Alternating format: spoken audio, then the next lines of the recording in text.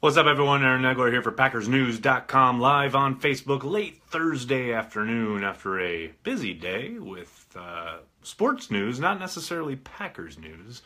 Obviously, the Philadelphia Eagles tore up Philadelphia, had a whale of a time there celebrating their championship with their parade. Then the NBA went crazy, especially the Cavaliers. And then Jimmy Garoppolo's extension burst Twitter into flames with Packer fans carpet bombing my mentions, wondering about what it means for Aaron Rodgers' deal. And oh my goodness, I hope the Packers are ready to pay Aaron Rodgers a lot of money.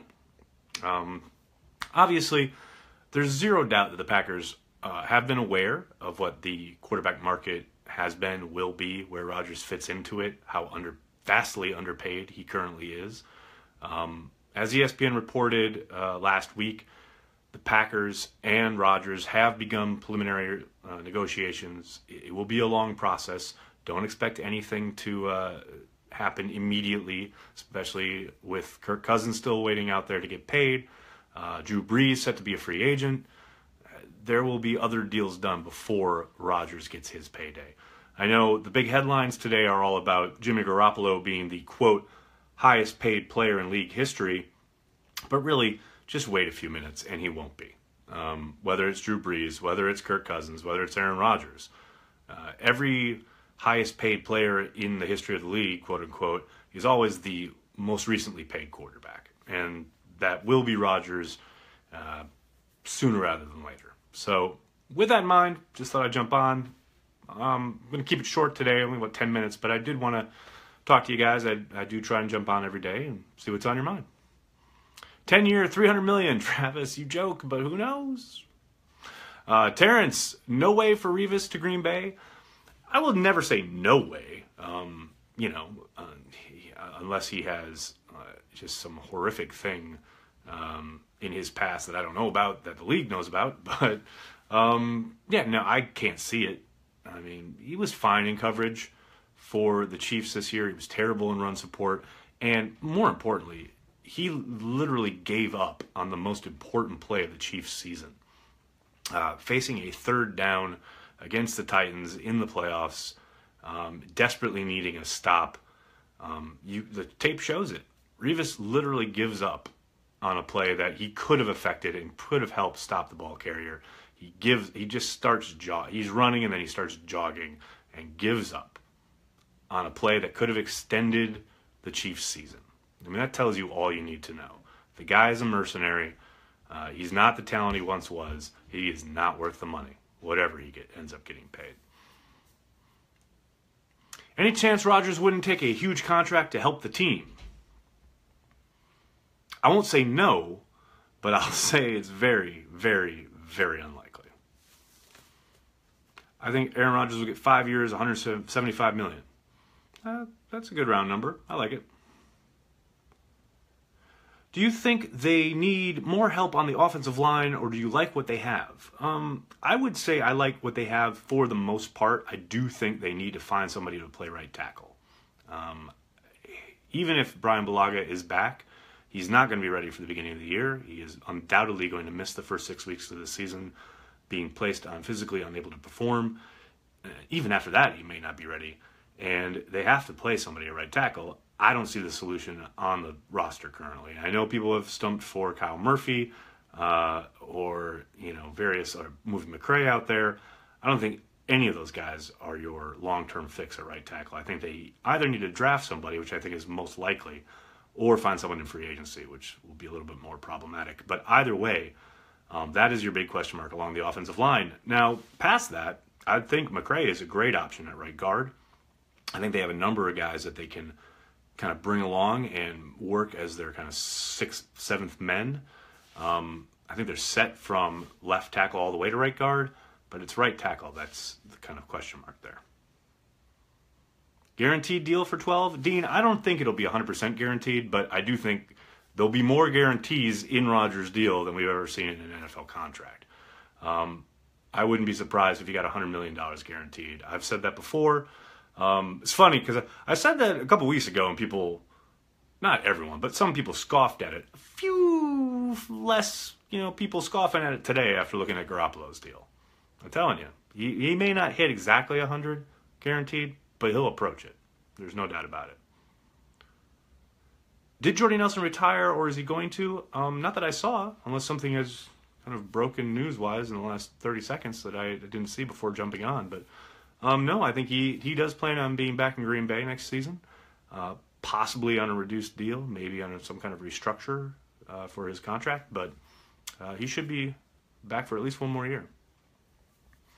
More guaranteed, less cap hit for Rodgers' deal. That's a possibility where, they prorate the signing bonus anyway, but they can try and maneuver it any number of ways. That will be Russ Ball's challenge to make sure that, they have manageable cap situations each and every year that Rodgers is under contract, because obviously he's going to take up a chunk of change when it comes to the cap.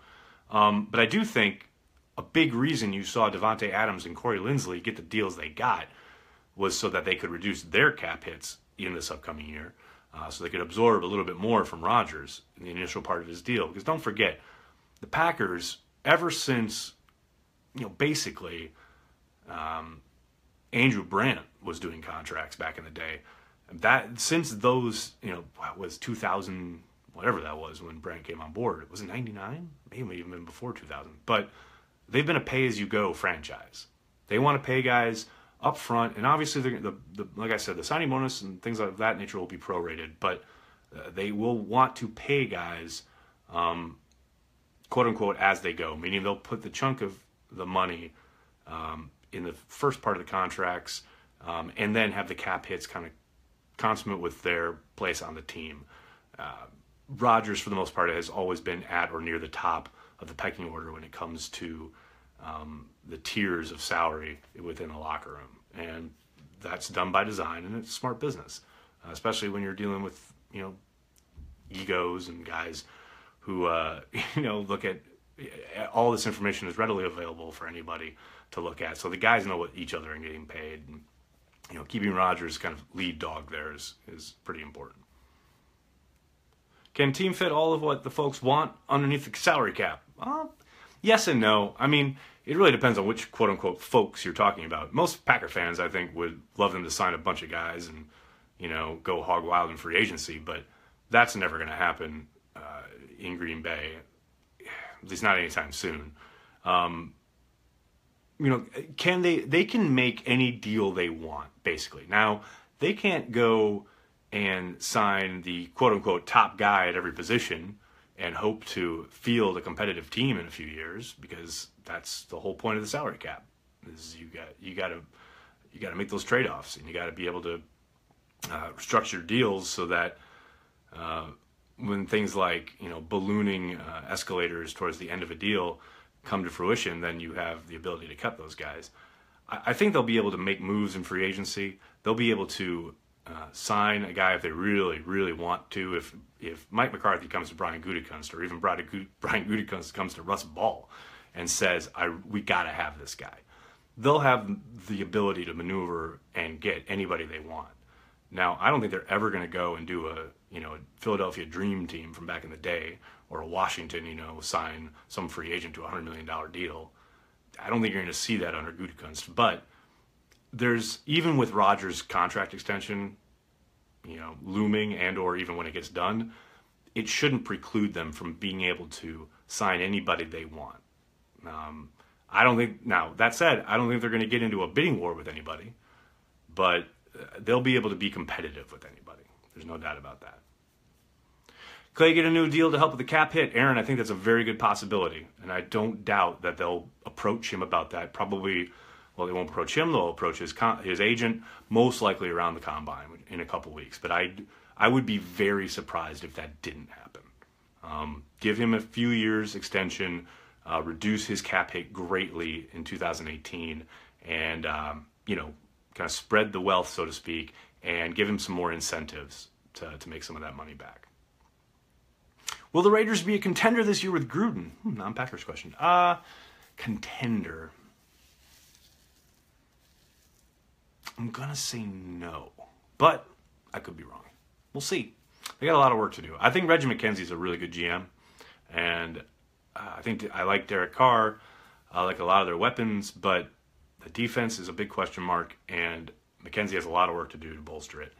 I think Gruden's the real X factor. I mean, it's no secret. I mean, he did his best work in Tampa Bay, basically with Tony Dungy's players. And then when he lost his veteran quarterback, he did not have a very good track record with young QBs, and he has got a young QB on his hands now. So we'll see. Let's see. If Gutekunst is aggressive this offseason and it backfires, do you think that would affect him going forward? I don't think so. I mean, part of the business is, kind of staying even-keeled and not overreacting to results because, it didn't go the way you thought. I think the Martellus Bennett situation is a perfect example. I don't think that's going to make them gun-shy by any means. If he gets aggressive and, let's say, it blows up in his face for whatever reason, I don't think that's going to stop him from going out and looking at free agency the following offseason.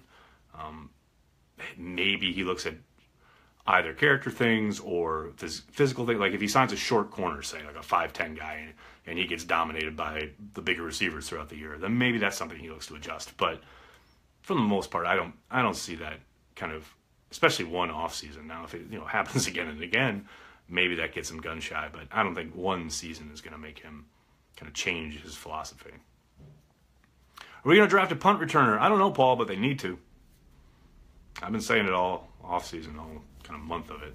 Do you think Aaron will start off strong this year or start off slow with the change in coaches? That's a good question. I mean, a lot of it depends on that offense that they're trying to retool and what kind of new blood they bring in and how much time he gets with them in the offseason and or preseason, because we know the guy doesn't like to play in the preseason.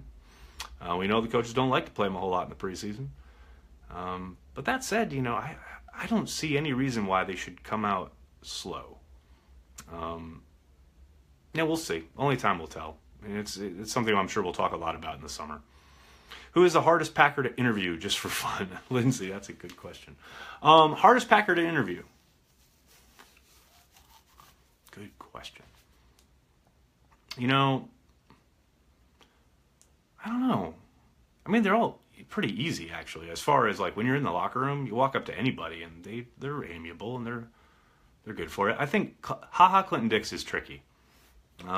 He has a healthy suspicion of the media that makes it hard to talk to him. But he's always accommodating. I'll give him that. He's always really, straightforward. He doesn't pull punches, and I appreciate that.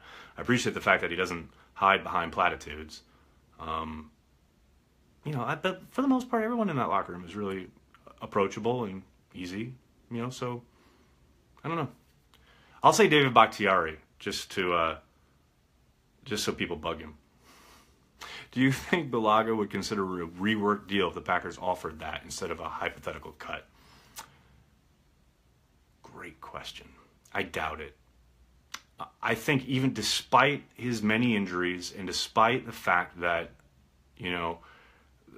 if they did approach him about a pay cut, I would tend to think he'd refuse, and then they would end up cutting him.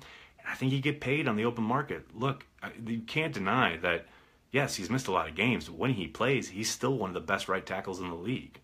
The tape shows that. So there's going to be a team out there that's going to pay him, even if the Packers let him go. So I would tend to doubt it. Now, I could be way off in that regard. You never really know with a guy and his money, but I'd be surprised.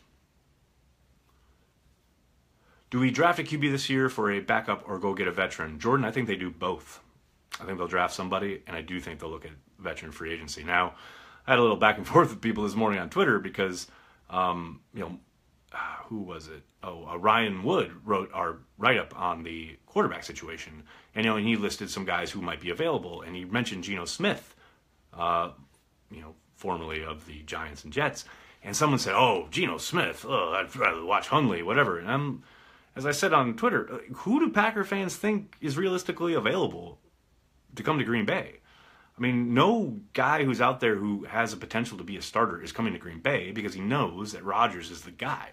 So you're going to get the Geno Smiths of the world. You're going to get the Ryan Fitzpatricks of the world. You're not going to get Kirk Cousins. The upper echelon of free agency is not looking at Green Bay as a destination. Heck, the middle tier the middle class of free agent quarterbacks probably isn't looking at Green Bay. And that includes guys like Geno Smith and Ryan Fitzpatrick because they know Aaron Rodgers is the guy. So, I don't know. We'll see. We'll see. I do think they'll draft somebody and they'll look in free agency as well. Elias says get Colin Kaepernick. I couldn't agree more. I said it last summer.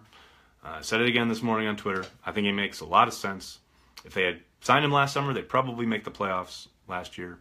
I didn't think it made sense to bring him in the middle of the year just because he would have had to spend like a month basically learning the system, and by then the season would have been done.